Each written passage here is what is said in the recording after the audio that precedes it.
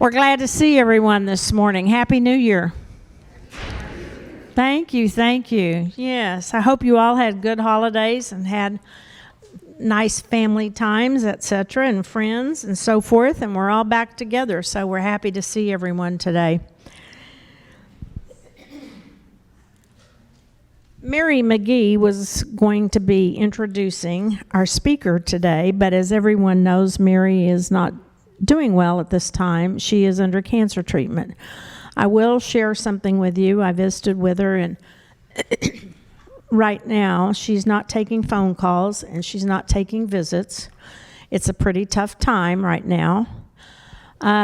She has given me permission to share with you that she will be getting a transfusion on the 14th, which is next Friday.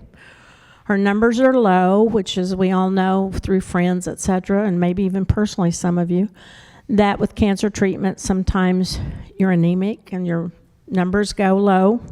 She's at that particular stage right now, and a lot of fatigue goes with it. She said it's a big difference between being tired and needing a nap and being fatigued. She's in the fatigue stage right now. I did talk with her yesterday. She has a new great-granddaughter, their first. She has a frame in the kitchen that you all have probably seen these, that you can add emails to with pictures. And her granddaughter sends pictures every day.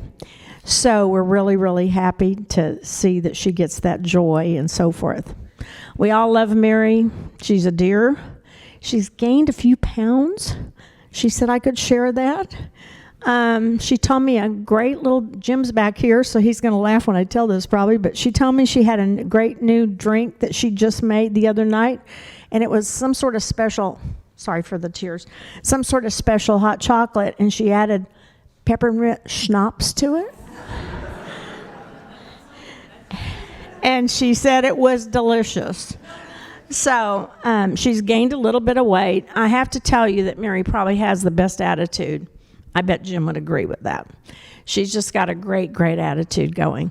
So I wanted to share that. It's a little personal, but I wanted to share that with you because she wants you to know how much she appreciates all our love. Excuse me. And she appreciates the cards and the notes. But for now, let's keep it to cards and notes till she feels a little stronger. Absolutely. Always prayers. You bet. Thank you. So, because she isn't here this morning, Amy, she asked me if I would introduce you. Of course, everybody has met Amy Venables. We're thrilled to have you here with us today, Amy. And she's going to be with us the next couple of weeks. You probably have read also in the note from the church that she is in an interim position with our church. And I just spoke with her this morning. She's going to talk about that a little bit, so I'll let her do that. So if we could start our class with a word of prayer, if you'll all bow for a moment. Loving God, thank you for the new year. Thank you for our time together. Help us to all remember how much we care for those that we love, and we pray for Mary, and we pray for all of those in our class with illnesses. We ask you to be with us, give us strength, give us a special dose of strength during this time when we're all kind of down in the dumps over this virus. We thought we were through and we're not. So we need your strength, we need your comfort, we need your guidance. Be with our speaker this morning, and thank you, thank you, thank you for all our blessings. In the name of Jesus, amen. Amy?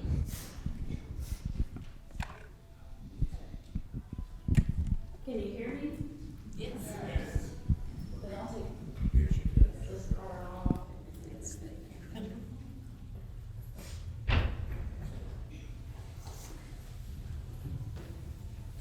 Well, I feel like Mary McGee gaining a few pounds is not bad. Better for her than some of the rest of us. I didn't take out a tape measure the last time I saw her, but nice looking petite person. Maybe can I clarify that for just a minute? Yes. She had lost 20. So she gained 4 back. That's That is good news. Well, I've lost 2. That's good news too.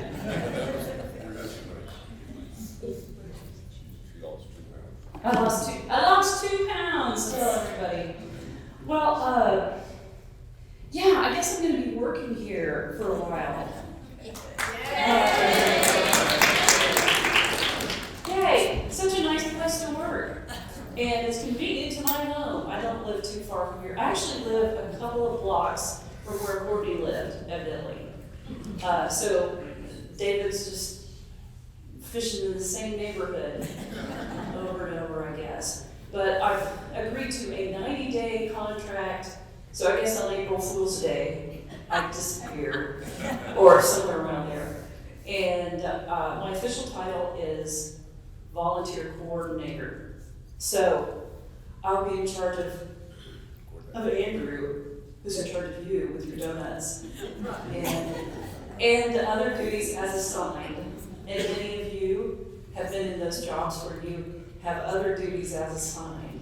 So I feel like with being down an associate, losing one to romance and marriage, and then losing another temporarily any minute now with a new baby, because he's going to go on paternity leave, Kevin. I'm probably going to do some other duties as assigned. So, and I don't actually go on the payroll till tomorrow. So that's a relief. But I did come in on Thursday and spent 2 or 3 hours just walking around with Marcia and talking to Christy and also David, and just got my legal pad and my pen and okay, well, who does this? Well, what about that? And my question this morning is, who sends out that welcome to worship email? Does anyone know? You? Is it Christy? Kristen? Does Christy do it? I think it comes under her name. Okay. Well, I guess I'll find that all out. And I also know the key in a new job is don't let them know what things you do know how to do. Because then you'll wind up doing them. Who's on Fix, who was at Boston Avenue for 33 years, told me when I was an intern working for him, don't let people know that you do know how to use the copy machine, and that you do know how to align and print a bulletin, and that you do know how to fold things, and even that you do know how to leave your purse around with strings, no strings attached, Reverend Ziegler. Excellent recovery. Anyway, don't let them know that you know how to play the piano and stuff, and they'll ask you to do it all the time. So I'm looking forward to starting, and I've become very fond of all of you and the staff here, and I'm happy to be a part of you for a little while. No, it's just a part-time thing every week. The other part of my time is going to be spent working at the Greenwood Rising Museum. That over here.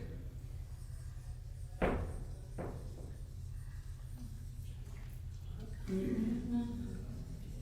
And that's the one right at Greenwood and Archer, and I think one of your grandsons built it, is that right? Somebody in here has a grandson who owns the company who did the construction on it. Well, almost. Oh! He works for the company who did the construction. But very soon we'll own the company. Yes, he keeps showing up on time. He will own it. And which construction company is that? Crossland. Okay, so that's been a big thing in the news, and I applied and got the job, and I just thought this is an honor and a first-time experience for me to be interviewed by a panel of all Black people, and they liked me and they hired me. So I thought, well, this is a good experience. I've had a lot of experiences of being the minority, and those have been difficult to get through sometimes, or difficult to adjust to, but I think those are really good experiences for all of us to have. I had the privilege of going to Booker T. Washington High School, and my chemistry teacher is here today. So I got to go over on the north side and go to high school and be a part of, 50% African American, 50% the rest of you. So I was in the rest of you. And then I went off to college and realized that this university was 52 or 53% Jewish. So I was in the minority religiously there. Not that you could really feel that so much, but it was interesting that on Christian holidays, we didn't get the day off, Ash Wednesday or Good Friday, who cares? But Yom Kippur, Rosh Hashanah, no classes. But not enough time to go back home to Tulsa.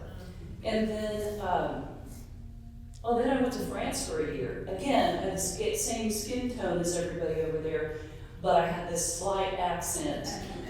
And I was twice the size of any of the other women, any of the native French women over there. So I could not buy a pair of shoes in France.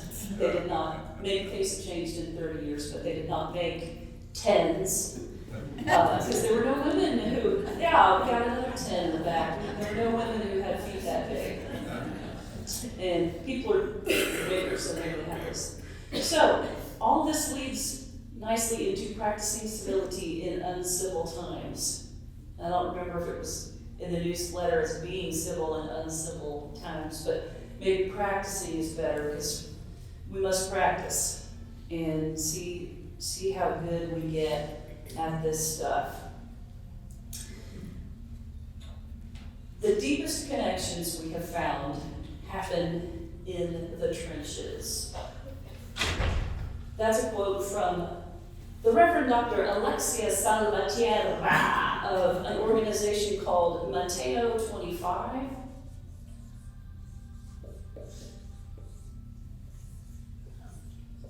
Which is based on Matthew 25. And it is an organization that works down in South Texas, in Arizona, and New Mexico with people across the border. It's an immigration, very active immigration organization. So when people work in a project like that, whether you're trying to make the lives of immigrants better, or you're taking a week off and going to Mulhall, Oklahoma, where maybe they just had a tornado, and you're working together to rebuild houses. Or maybe you've gone to the Four Corners area out west, and you're working with people who live on a reservation.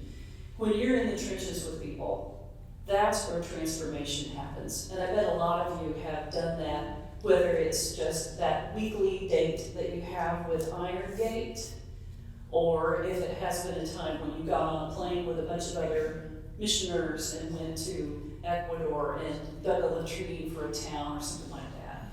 When you work side by side with people from your church or from your town, transformation happens. Have you ever been on a mission trip, say, let's pretend we've been on a mission trip, and you've been down there with a super conservative person and you're a super liberal person? Or vice versa, you've been down there with one of those super liberals and you're a super conservative person. Or you've been down there with someone who you know voted for the other person in the last election. But you get back to church and you see him or her every week and you go, you know what? Joe and I disagree on just about everything, but we've been in the trenches together. We dealt with that situation where we had no electricity and no air conditioning, and we dug that ditch for those people, and I'll never forget that. Some of you may have military experience. How many people here have military experience? All right, okay. Thank you for your service. And thank you for being here, because now I can tell a couple of stories that you might appreciate more than the other people who are here.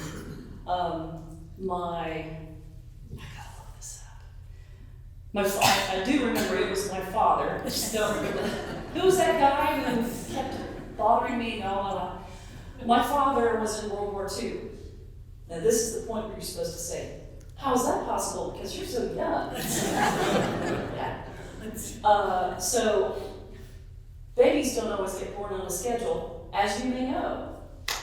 And sometimes people, men who are 48, can still get talked into it.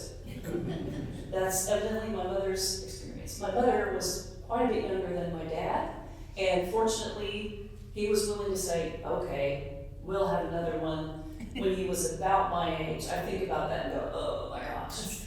So I had one dad at Barnard Elementary School who had been in World War II. Pretty much all the way through school, my dad was the only one that I knew of who was that old, who had been in World War II. And he's been gone 2 years now. He lived to be 95, which was amazing. And I say I think he was a gentleman enough to stick around that long in my life. I appreciate him deciding to live that long. So, of course, we don't decide that, but he was well, really, until about 89, and then he came down with Parkinson's. And I don't wish that on anybody. But I'm still finding stuff of his. His mother and dad never went through anything. They never gave anything away. And after they died, he never went through their stuff. So now, guess where it is? It's in my garage. This one Rubbermaid tub that I'm still finding through. I just found all of his letters home from wartime. Yeah, and remarkably, even though they've not been in a climate-controlled situation, they've been in some old cardboard box or other all these years, 80 years. Most of them are still intact and readable. So I'm retyping them, and Kathy is scanning them because she has a scanner. So I came across this one from 1943, and he was in Vermillion, South Dakota at the Army Specialized Training Program. So you're going to college and you're learning about the Army at the same time. This was before he went over to Europe. He went to Europe in December of 44 and was there through 45, got home in, I think, April of 46. So he always told us, I never saw combat, but he saw Nazis. So, and I've got a few more letters to go through, and one of my goals is to find out what really happened over there, because he never talked about it. But in 1943, he wrote home to his mother and dad, who lived on North Gay Street in Auburn, Alabama. And I looked up that address, and it's now dry cleaners. So anyway, grandmother read this. There's a little fellow here, Fred, my uncle would like. He's all Japanese and named Suyamoto. He was just barely tall enough to get in the Army. You never saw a happy-go-luckier cuss in your life. Everybody calls him Sabotage. Everybody in town knows and likes him.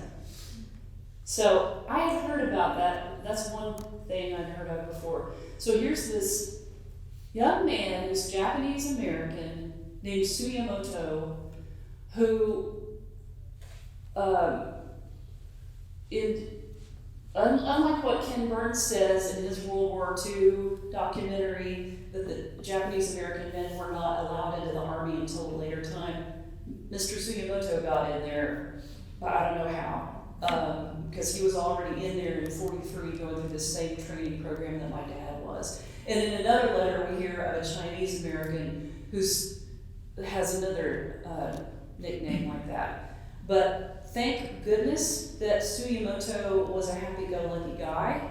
Can you imagine being in his shoes, being there with all of these European-American kids, and they're at the height of the war in the Pacific. He's having to deal with hopefully good-natured ribbing and no major harassment. Who knows what his parents were up against, though. I mean, they probably were removed from their homes and stuff. So in other letters that I've read in the last couple weeks as I go through this, Dad's writing home and saying, you know, one of my roommates is Jewish. And he's 6'2.5". It's like, can you believe that? Can you believe, Mom, that I actually have met a Jewish person? And can you believe that, unlike what everybody says about them, some of them are tall? So this young boy from a small town in northern Alabama, this is my point. He's in the trenches with all these different kinds of people. Some of them are Yankees as well. people from New Jersey, and other people from Alabama, and people from California, and people who have Japanese last names, and people who have Chinese last names.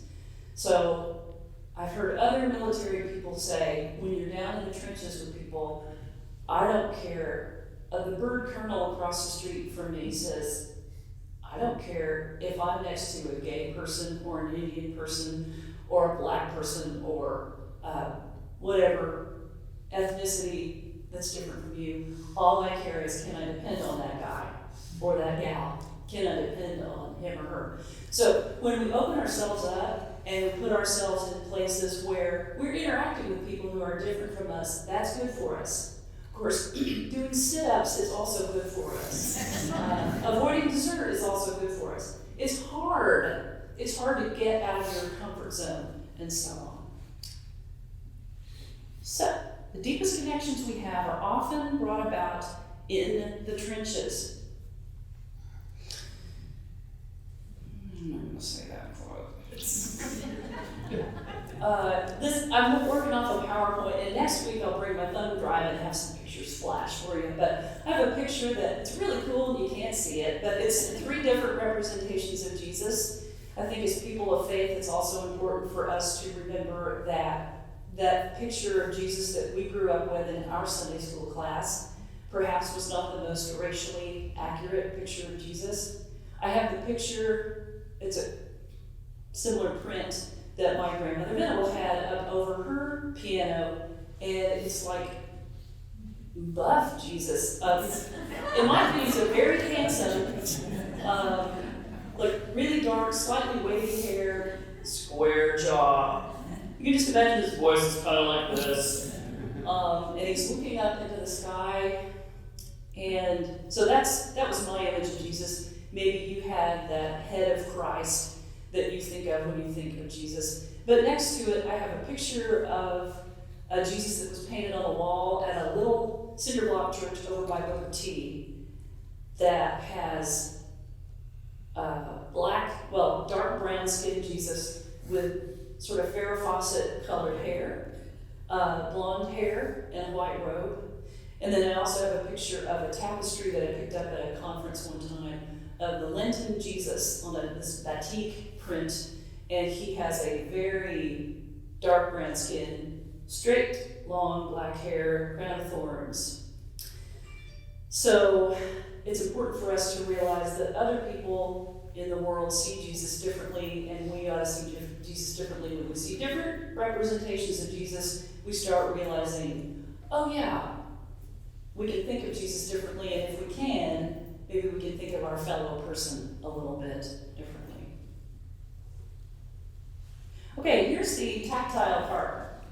Here's the part everybody hates, when I make you do something. So I'm going to give everyone a strip of paper. Try not to get too close to you. Take one down, pass it around. Everyone gets one strip of paper. This is a fully interactive display. Let's get some over here.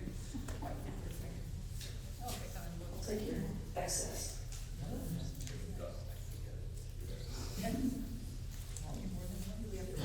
I'll take the ones you have left over.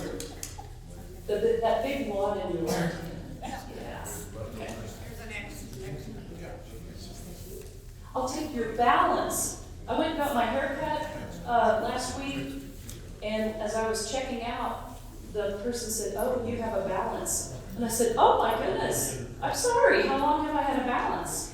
I pulled out my credit card, and she said, "Yeah, you have a balance of $200. And I said, "Well, here, let me pay for that." She said, No, I mean, your next 2 or 3 haircuts are going to be paid for. And I said, "Oh, you mean I have a credit?" Credit, okay. Who else doesn't have one? Okay. Oh, I forgot. I need one. Okay. Here's for the lady in the Santa Claus scarf. Okay. Have you heard the word heard of the man named Mobius or Mobius?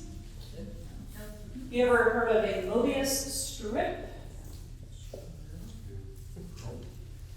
Good. Okay. Well, we are going to make a Mobius Strip or a Mobius Strip for your German people. Okay. So let's hold our strips up just like this, and with your right hand, twist it. Just one twist. Rats. Okay, twist it again. And now, join the two ends. So you have a loop that is kind of, if you were making those Christmas things, those chains, you go, oh, this one's twisted in the middle. So you have a circle, but there's a twist in the middle. And if you didn't quite get it, you can take it home and work on it.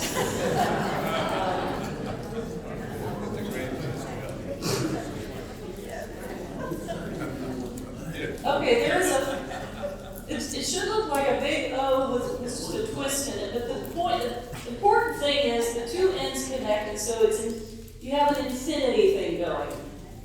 However goofy yours looks, just make sure that the two ends connect, and you have this idea that it goes in and around, and it goes under and over. If you follow it with your finger, it goes, you're on the outside, and then you're on the inside. And then you're on the inside, and then you're on the outside. And then you're on the inside, and then you're on the outside. And then you're on the inside, and the outside. Okay, Mobius was a scientist who came up with this, and this relates to all kinds of things scientific that I won't go into. But a man named Parker Palmer, and my first job as a new employee is I know where the dry erase markers are here. I'm going to get you a whole new set. Parker Palmer, who's an anthropologist and a scientist and a philosopher, says, in a word, the Mobius strip is like life itself. Everything we put into the world from ourselves helps co-create the outer world, for better or worse. We must know what's inside of us, shadow and all, and be thoughtful about what we put into the outer world. We must be aware and thoughtful about how we take in and how we process whatever the world sends back. So, we are all a product, let's face it, of how we are raised. The 1, 2, 3, 4, 5 people that were chiefly responsible for bringing us up as little kids, whether that was your mom or your dad or your teacher or your adoptive parents or your grandparents, and they raised you to the best of their abilities with all of the perspectives that they came with. And I think I've mentioned this before, I had one set of grandparents from the Deep South and another set of grandparents who were both from Missouri. And they had a different flavor when it came to talking about people who weren't white. They had different experiences. One grandfather had every book about Abraham Lincoln that was ever written. Another grandfather was at the camp of, no, we don't take too kindly to Mr. Lincoln down there in the South. May they all rest in peace.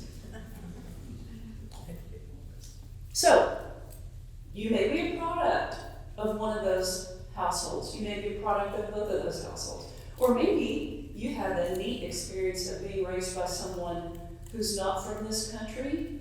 Maybe your mom or dad was an immigrant.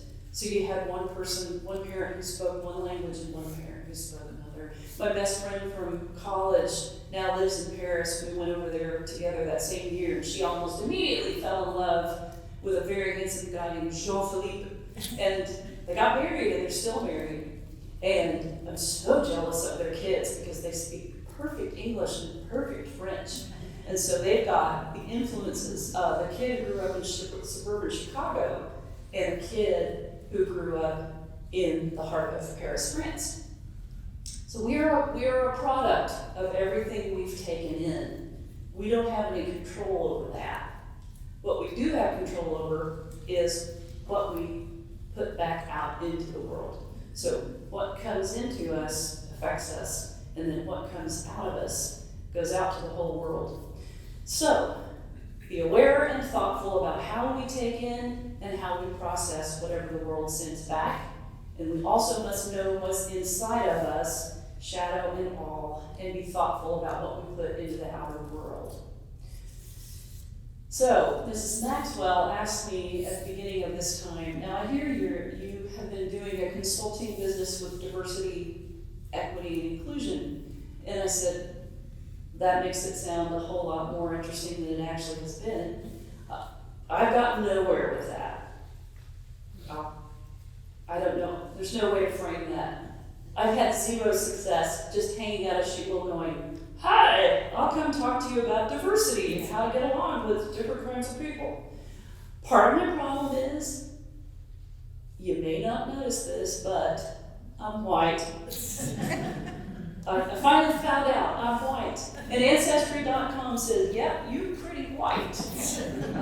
I'm 1% to 2% African. That doesn't really count. Probably most of us have that on those, the saliva swabs, and you send it in, and you find out I'm a Viking. I'm basically a big Viking. Well, there are no small Vikings, right?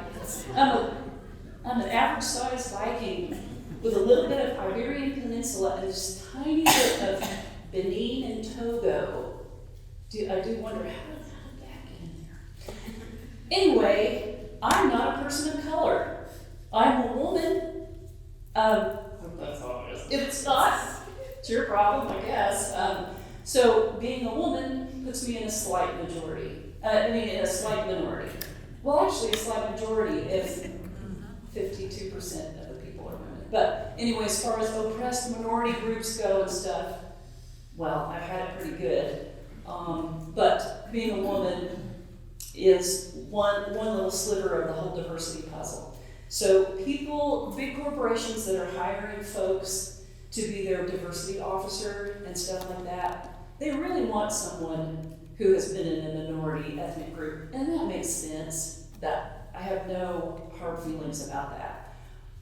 But I do have slightly hard feelings about all of the emails that I sent out to colleagues in the particular denomination that I'm from, which is not the Disciples of Christ, saying, hey, in this time of people being bummed about the coronavirus and nobody's getting along and people are carrying signs and throwing things at each other and beating up folks in the street and all this, don't you want to have an event at your church on diversity? And how do we get along with people who are different from us? And how do we have dialogue? And how do we build friendships across the chasm and stuff? I'm your person. I've just been certified in diversity, equity, and inclusion by Cornell University. I've got the certificate to prove it. I heard from one person who I still may yet go ahead and do a weekend on this topic with her. I should have known I'd hear from her. She is a good friend and a good colleague. And she said, let's meet this week to talk about this. And then she got COVID. And then something else happened. And then it was Thanksgiving. And here we are. I heard from another colleague who said, thank you, but I've talked to my associate about this, but we don't have any trouble with diversity here. I so want to tell you what church it was, but I won't. It's around Tulsa. It's in Oklahoma. And this colleague said, very polite, thank you for your inquiry, and we'll know that you'll be the one to call on, and if and when we have any problems with diversity.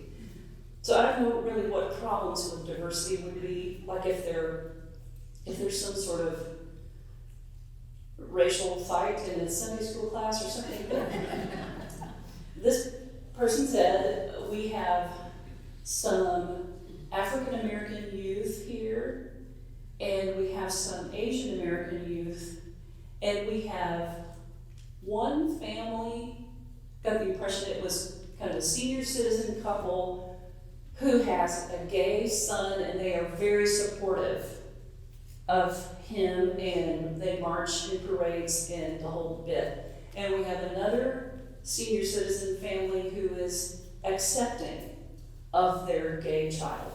So we don't have any problems with diversity. And those kids in the youth group feel totally welcomed, totally included. And I so wanted to say, may I have the telephone numbers of those kids in the youth group? Does anyone call them sabotage?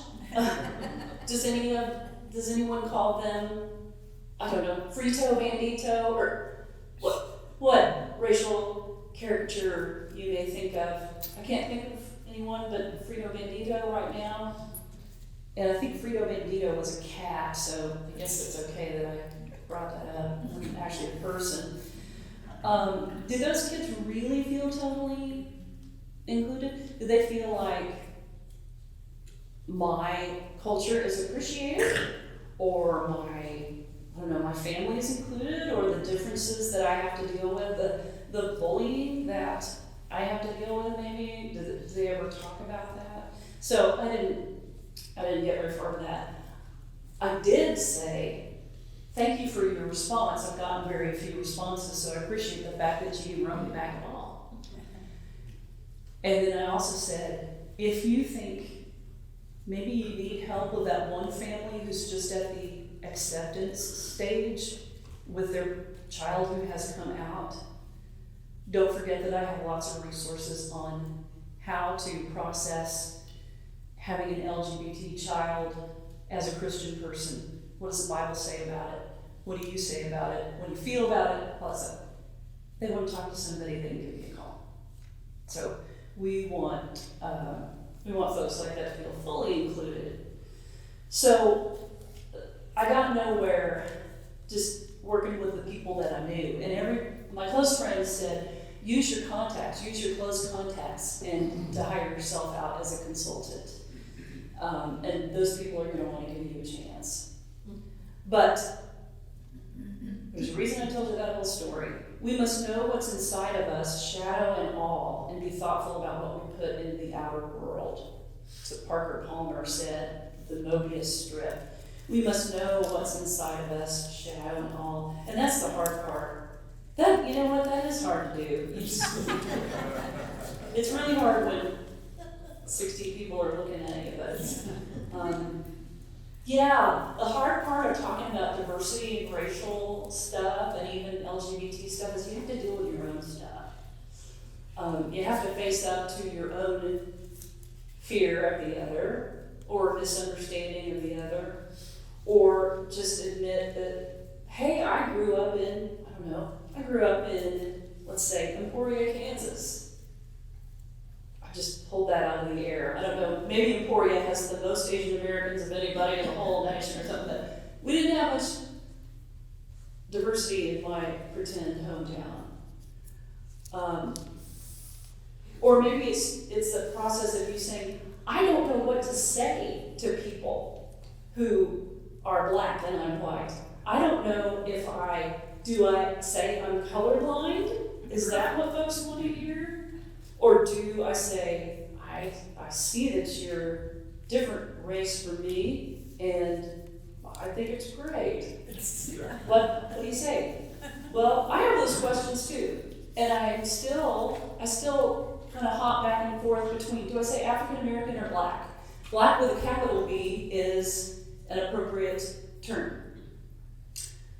But you know how terms change, and if you're old enough, you know that you have referred to African American people probably by different words. When you were a child, maybe there was a different word. I'm not talking about that word, but say, just quoting down here, my grandmother, Livesey, when she and my granddad got too old to mow their own lawn, they hired a colored man to mow their lawn. They didn't specifically say, I don't want one that's white, that's who they found, and that was the appropriate term in the 60s.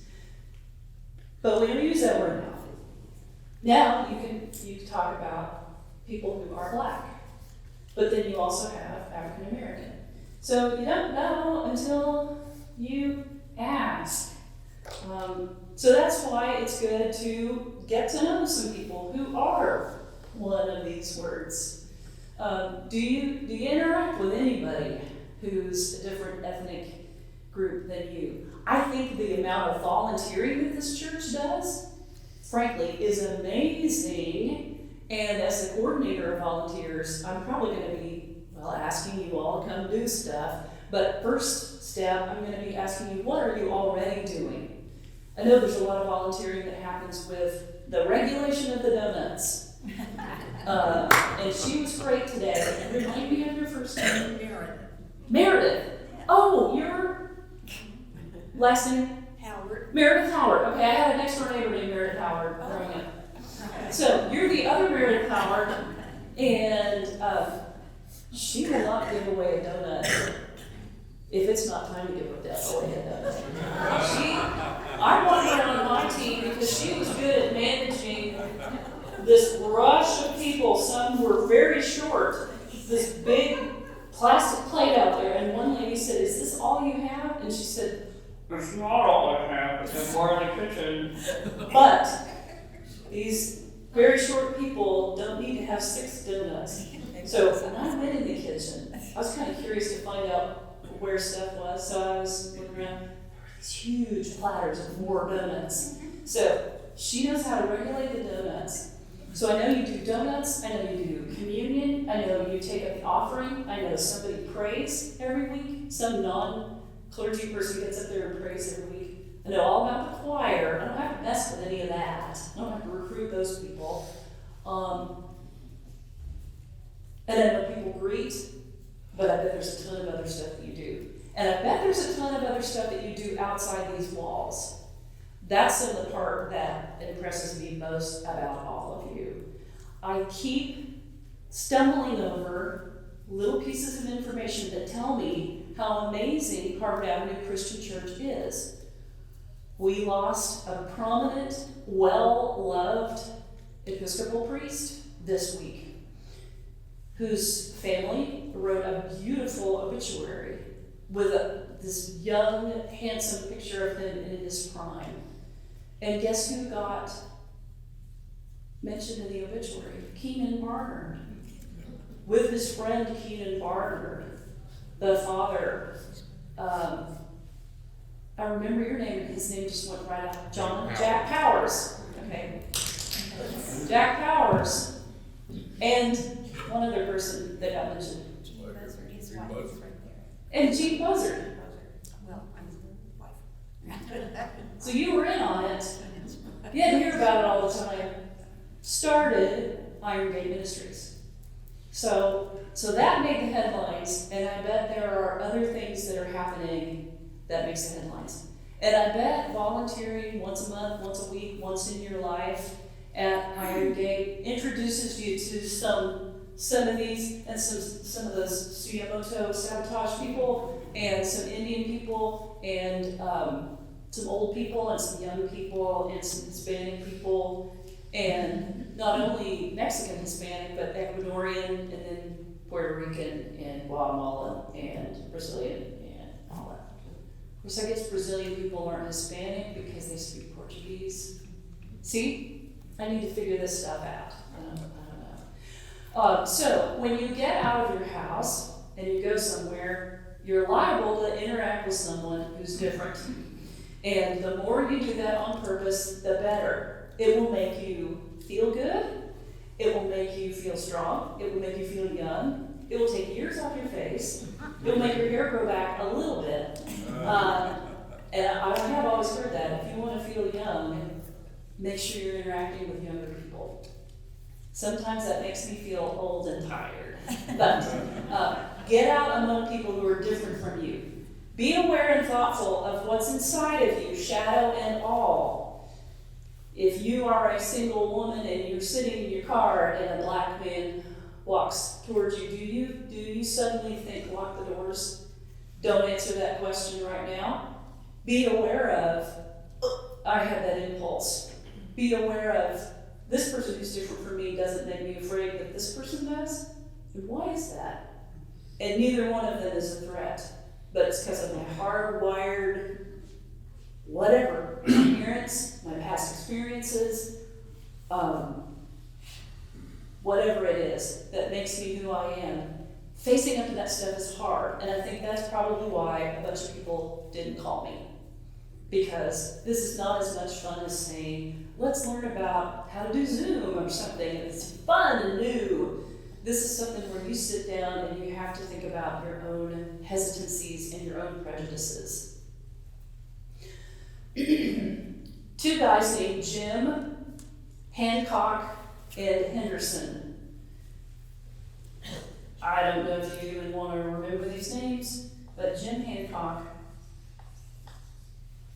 I'm just showing off my penmanship. Jim times two. Jim Hancock and Jim Henderson came up with something called 3 practice circles.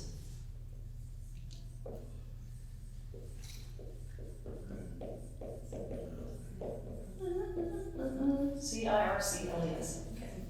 And it's 3 practice, which is grammatically impossible to have an integer with a word. Anyway, 3 practice circles. So they practiced getting together with a trio of people.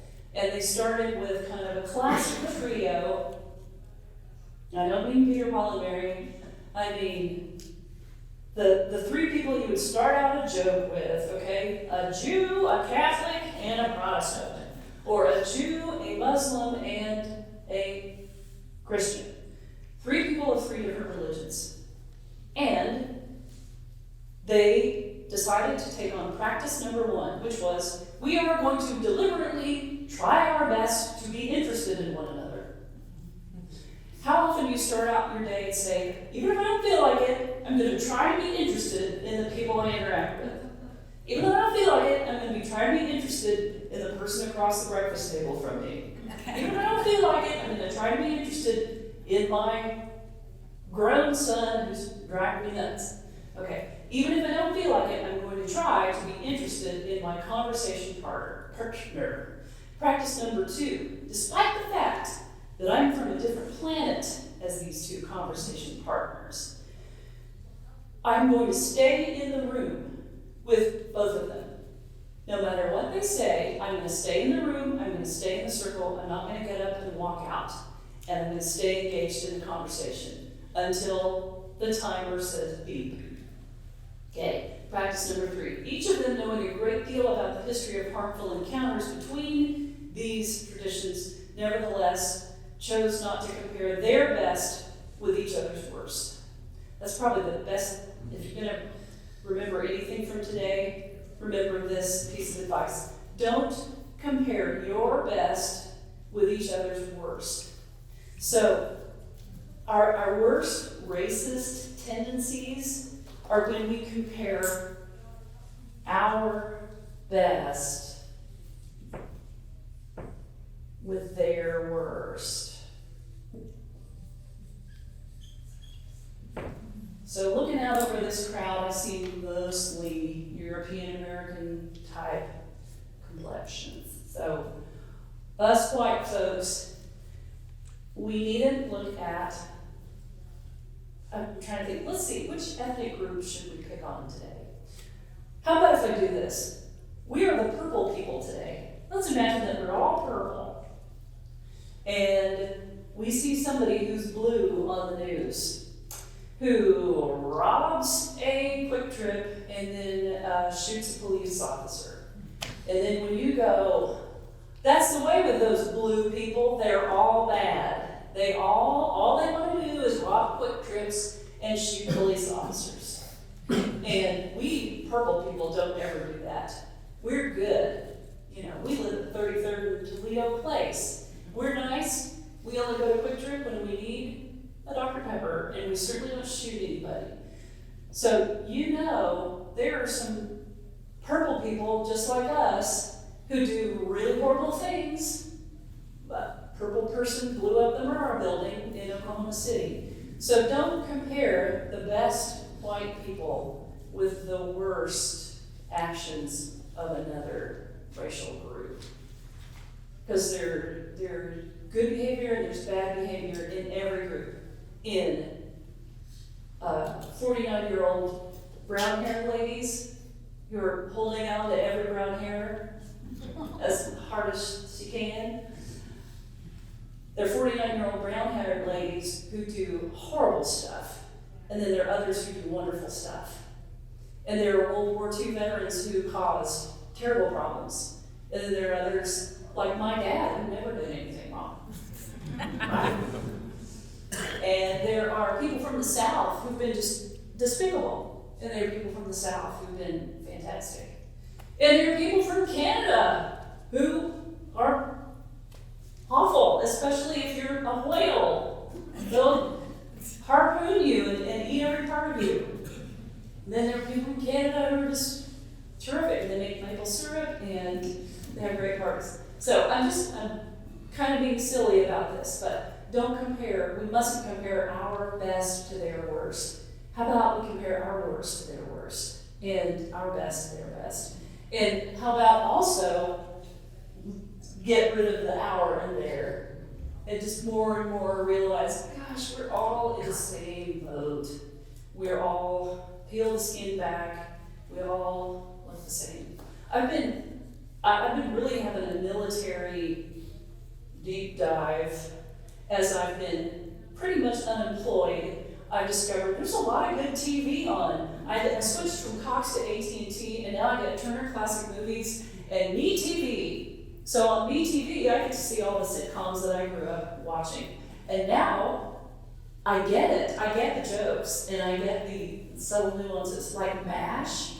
There's a lot of MASH episodes that I watched when I was in elementary school. The stuff that they were trying to portray went right past me. Now I'm watching it going, oh wow. They dealt with racism a lot on that show. And of course, now you look at it, now I look at it and realize this was going on during Vietnam. So all of the army stuff and the anti-war stuff that they were saying, it was talking about what was going on at that time. And there was a reason I started talking about this, and now I can't. Oh, well, there was something about some white soldier had been wounded, who's lying on the table, and looks up at Hawkeye and says, if I get a transfusion, make sure I don't get it from that guy over there. Make sure there's no black blood in my blood. And so they deliberately fixed him up with the one black nurse that they had in the first few seasons. I can't remember her name. So they have her assigned to him. And they also, while he's still out of the anesthesia, they take iodine and they dye his skin. And she comes over and says, wow, they have you down as white. Good for you for passing. So she's in on it too. And he asks for a mirror and is like, oh no, you transfused my blood with a black person's blood. So they teach the guy a lesson, and at the end he's converted and he says, I'm ashamed of the way I was and all this stuff. So one thing you get from MASH is when they cut you open, the gory stuff on the inside is all the same color as the next person. So don't forget your best and their worst. Don't do that. And also think about the Mobius Strip. What are you putting out there, and what is the world putting into you? How are you filtering that, and how do you go forward in the world? Okay, and next week we have something completely different.